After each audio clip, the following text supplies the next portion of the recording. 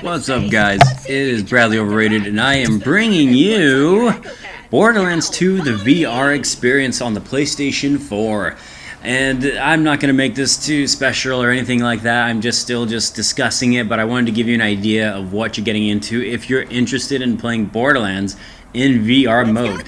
And yes, from what I can tell, this is in fact the entire game in VR. I put in about 10 hours now into this game. You know, since I've beaten Borderlands 2 now 3 times over, I decided to try this game in VR, and much to my surprise, it works really well. I mean, they definitely changed a few things up. Jumping and teleporting is a new thing you can do. Obviously, the enemies that you face, they've kind of toned down their aggression a little bit. I can tell they're not as difficult. They can still be challenging, don't get me wrong.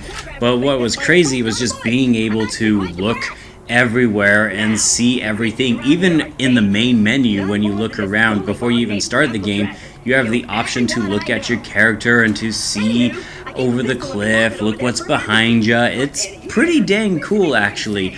But one of the things I discovered, which surprised me, and this is from someone that's played VR plenty, is the fact that this game definitely gives you that sick feeling after 30 minutes to an hour.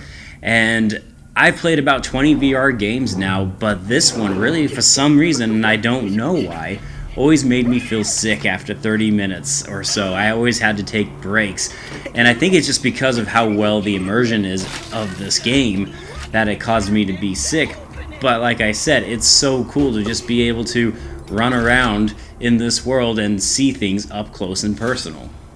Before I forget, if you want to get a really good VR feeling and have your stomach, especially if you're not too familiar with the VR headsets, if you want to get a gut-wrenching feeling on this game, go up to really high places and jump off of them.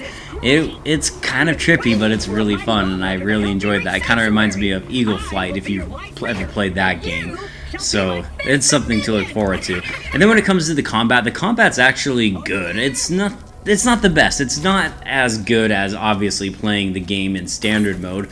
Borderlands 2 is best played just on its own, but if you're looking for a really fun, trippy experience of Borderlands 2, and it is in fact a fully fleshed out game, there are always just these little minor things that aren't quite as good as the traditional way of playing this game. But you know what? It's still really fun. It's really good. I have been enjoying it. I will probably dabble a little bit more in it, spend a few more hours. I don't know if it's a game I'm going to finish all the way until the end, but you can see from here, this is kind of what you get. You can look up, down, left, right. You can do all of that stuff, and I think it's really fun. So I give Borderlands 2 VR a B. It's just a solid VR experience if you're looking for one for your PS4. I really enjoyed it. I do recommend it if you're someone like me who really enjoys VR games. Alright, that's it for me, guys. I just wanted to give you this quick and easy review, show you a unique experience if you're interested in trying out VR games. Borderlands is a really good one. I'm a big fan of the franchise, and I will see you guys on the next Overrated review. I am Bradley Overrated, out like a trout. Take care. You'll need that fun